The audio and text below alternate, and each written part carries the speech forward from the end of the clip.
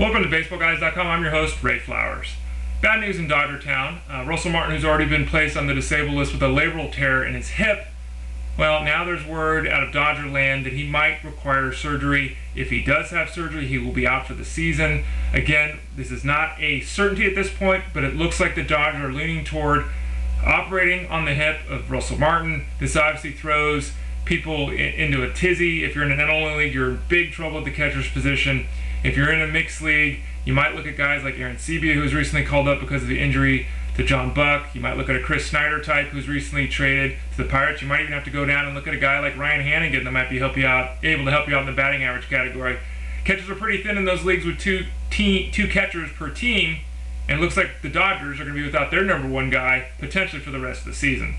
Now the Indians, they're also going to be without their number one guy, and this is even a bigger hit in the fantasy game because Carlos Santana has been really good since he was called up. Bright future, one of the best futures of any catcher in the world of baseball. He injured his knee in that big collision at home plate.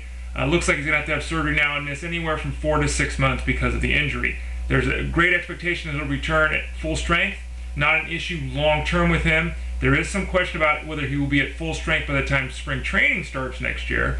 But hopefully his recovery will go as planned. He'll be able to get back out on the ball field and be a contributor in early April next year. Again, he's done for the year with that knee injury. Sorry about that if you're a Carlos Santana owner. Kevin Youkilis, well, if you're a Kevin Youkilis owner, you're probably crying in your soup right now because, like the first two guys we talked about, Kevin Youkilis is done for the year. He injured his thumb. The belief was that he might be able to avoid surgery, he might be able to play through it, but eventually the team determined, after he saw multiple doctors, that that issue is one that's going to require rest. He's probably going to wear a cast for 6 weeks. Even if he is able to get the cast off at that point, his arm will have atrophied, he won't be in baseball shape, etc., etc. So it looks like Youkilis is done for the 2010 regular season. If the Red Sox get to the playoffs, there's a hope that he might be able to contribute at that point, but obviously it doesn't do you any good in the fantasy game unless you're in a playoff league, and I don't know too many of those. Now, it's a tough blow, obviously, to the Red Sox. They're going to have to lean on Mike Lowell, who, luckily for them, they didn't trade because apparently everyone else on the team has been injured at one point or not. Lowell himself has been injured. The Red Sox wanted to get rid of him. They never did. They held on, and now they're probably going to reap the benefits because Mike Lowell is probably going to be playing pretty much every day at first base for the Red Sox. Kris Medlen, another guy. Kris Medlen is almost certainly done for the year. Now he's got a tear in the elbow. It's the UCL injury. That injury, when you tear that ligament, it's Tommy John surgery. He is hoping at this point that he can avoid Tommy John surgery. He's going to do some work for the next couple of weeks, see where the elbow is, see if he can strengthen the situation. But bottom lining this one, it's almost a certainty he's going to undergo Tommy John surgery. It's almost a certainty then that he will miss the majority, if not all, of next season as well. Tough news for the Braves. The Braves aren't going to call up Kenshin Kawakami. They've actually sent him down to lengthen himself out. He's been working out of the pen. Give him a shot to maybe make 4 or 5 starts down in the minors before they count on him. They're actually going to call up a kid, Mike Minor. And Mike Minor may not be a name you know, but he had 144 strikeouts and only 118 innings pitched.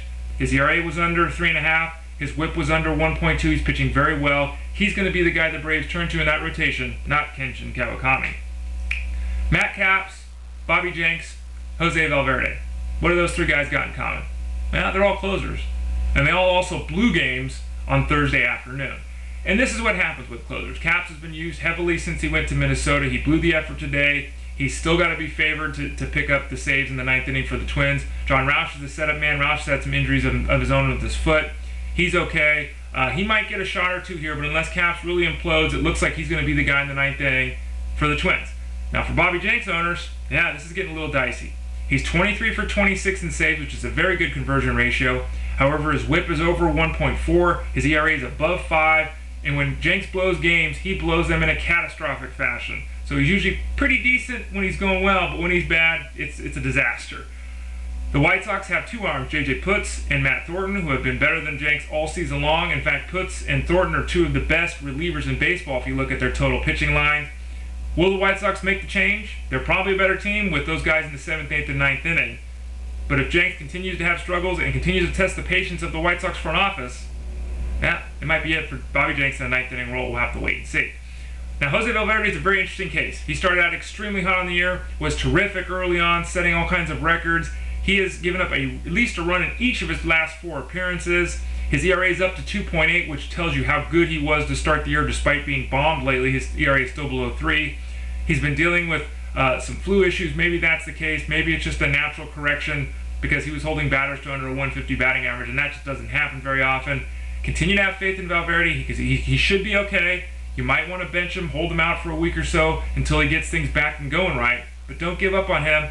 If you do have to go to a backup option, if you're worried about that, Phil Koch looks like the name to target if you're looking at the Tigers bullpen.